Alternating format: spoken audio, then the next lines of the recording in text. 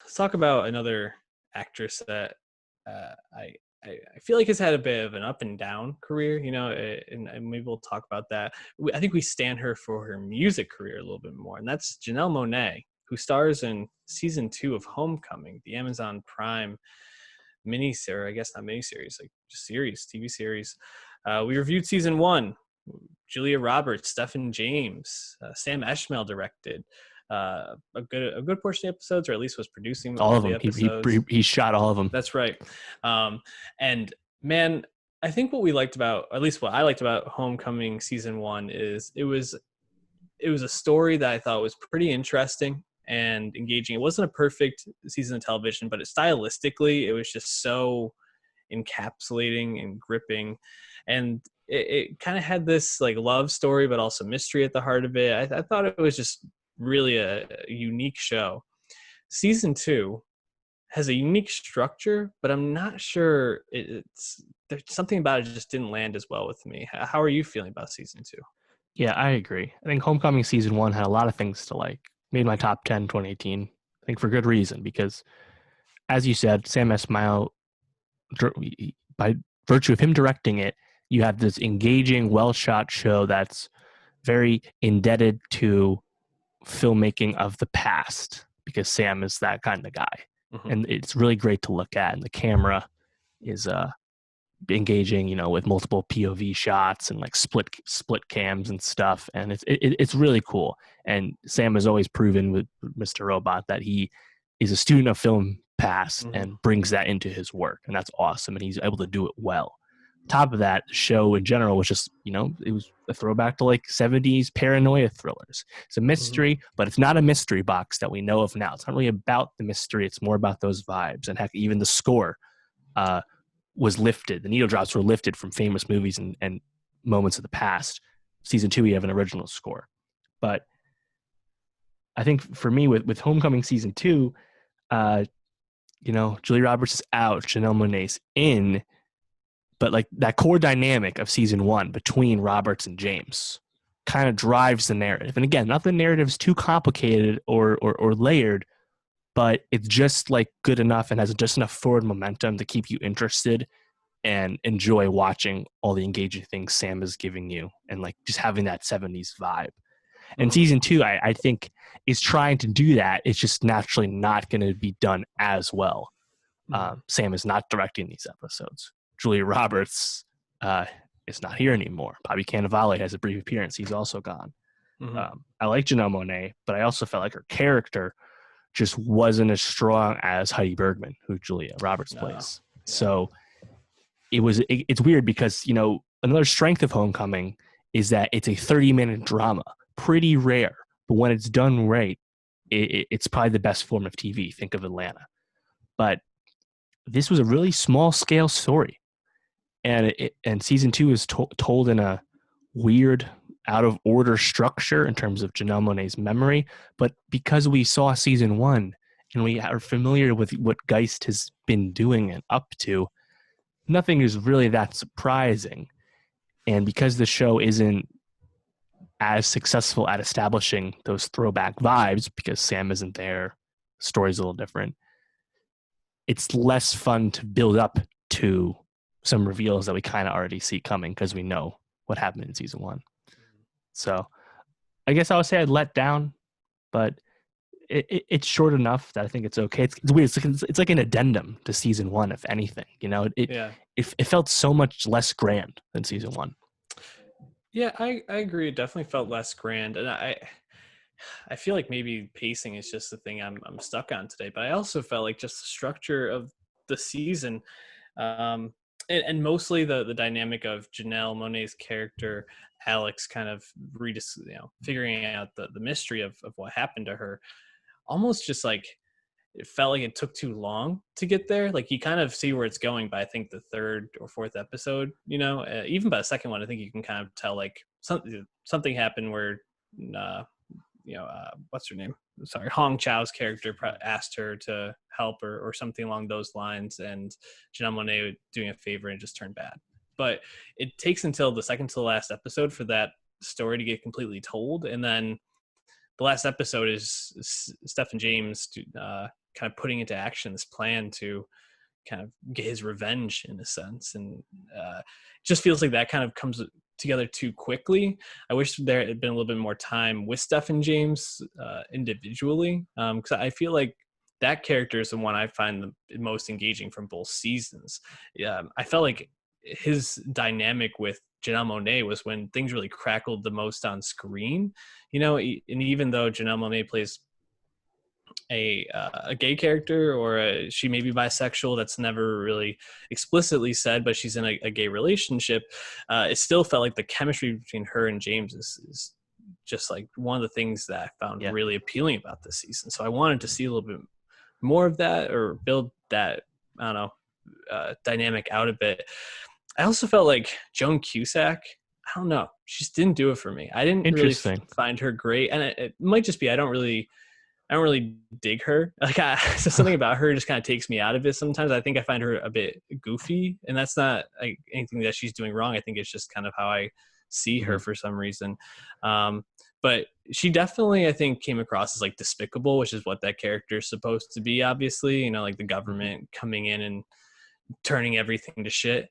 Um, I found Hong Chow to play a really good, like, I guess, sociopath. Like, she just seems like she just gets a little taste of power and just like starts controlling everything. Her manipulation is incredible. So the performances are good, but I think just overall the story was not as engaging to me. And for it to be kind of drawn on this mystery of what happened to Alex / Jackie for so much of the season, then to Right. kind of speed things up just felt a little frustrating. Yeah, I agree. And I think that first episode, Janelle Monáe waking up in a Mm-hmm. boat, a rowboat with no oars in the middle of a lake. And then she goes to that bar, meets the guy with the oxygen tank, goes to the Yeah. hotel. He kind of like betrays her. I was like, that was a really good first episode. Yeah. And we just kind of really got away from it and kind of left the momentum away. I agree about Hung Chao. She Mm-hmm. has that small role in season one as the guy's secretary. And then we kind of get like a pseudo stinger at the end of season one where she like put the clamps on Bobby Cannavale's character. And then we learn in season two that she actually just kind of finessed the plug to pull that off. And she really was just a secretary. She wasn't this like overseer of Geist or anything. And I was like, wait a minute, this show's actually like about gaslighting the whole time, because then we find out what Janelle Monáe's character does in terms of being like a crisis manager for corporate companies Yep. to mitigate political for employee complaints, right? Mm-hmm. And then she tries to do that to Stephen James for other reasons, right? It's like, oh wow, this is all about like people manipulating each other. This is kind of cool. But once we get into the memory loss stuff and the timeline, the incongruous timeline, it's like got away from it again. Yeah. I like Joan Cusack more than you, but I would say her part just kind of underwritten, kind of one note. She Mm-hmm. just doesn't have actually really a whole lot to do, just beyond kind of being a boogeyman in the background. Yeah. Similarly, she's most connected with Chris Cooper's character, who plays the actual Geist, the person who found the company. And you get his character, but he also was kind of underwritten, pretty uh, I wish his involvement with Stephen James in that plot, as you said, if we got more of that, that was a little more fleshed out.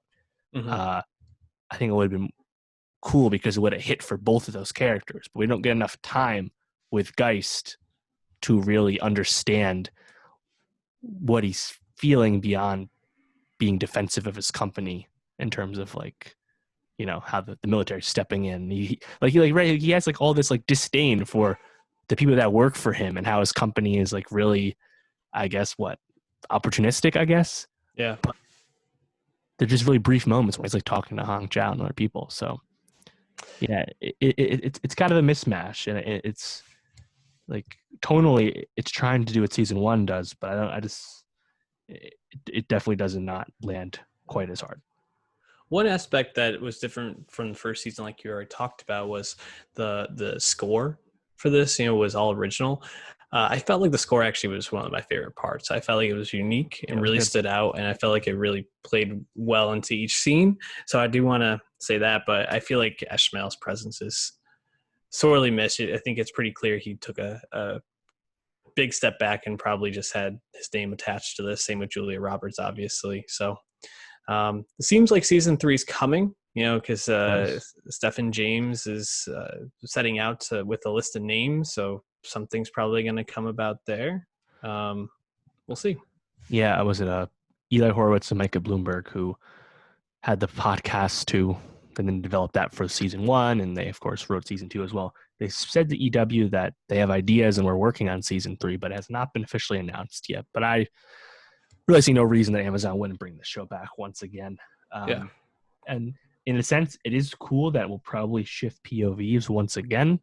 And I think short stints on TV in the peak TV era are always what is appealing to big name actors we associate with film. That's how Julia Roberts was on the show in the first place. That's how Kate Blanchett got into Mrs. America. Mm-hmm. So we couldn't get something really exciting to fill a certain void in season 3. I'm curious if they bring back Stephen James, who kind of just gets like some catharsis for what his character goes through in season 1. So I feel like I they don't know if have we to. need. I don't know if we need him to come back in terms of like there being any holes for his character to fill. Yet if we don't bring him back, What's there's the not through much line? of any connection to the first season, second season. I think if nothing, actually, I don't know if this is the way they're going to go. I think season 3 could take a bit of a left turn and be a lot more action oriented, because it seems like he's going to tell the people on that list what happened to inform them of the treatment they got. And I feel like the government trying to cover that up and stop him, it could almost become like a Bourne type thing where like he doesn't fully know his identity, but he has all these skills from the army type of thing. Right. I don't know. That's like a hope for it, I think, but it would be a huge tonal shift for the show. So, and for me, I'm just trying to understand, like, does the company of Geist have a presence moving forward? I feel like we've kind of explored all this, right? Like Cooper, Mr. Geist, he burns it to the ground, metaphorically speaking. right. And everyone else we have any relationship with at the company seems to be gone. So, and there's no surprises about like those drugs, that what they do. We got that. We saw the faults of already understanding that too much in this season. So if we don't have Geist, then it's just like what? It's like these vets versus the government. Like I'm not sure. I'm just curious where they'll try and take it. The creators did say to EW that they had a lot of different ideas, so they're clearly figuring it out. But I'll still give it a chance. Again, 30-minute drama, especially when they're willing to do less than 10 episodes. It's not too much of an investment. So no, and this is still good TV. It's not as good as season 1, but it's still good. I wouldn't say this is like Killing Eve season 2 bad. I think this is still engaging.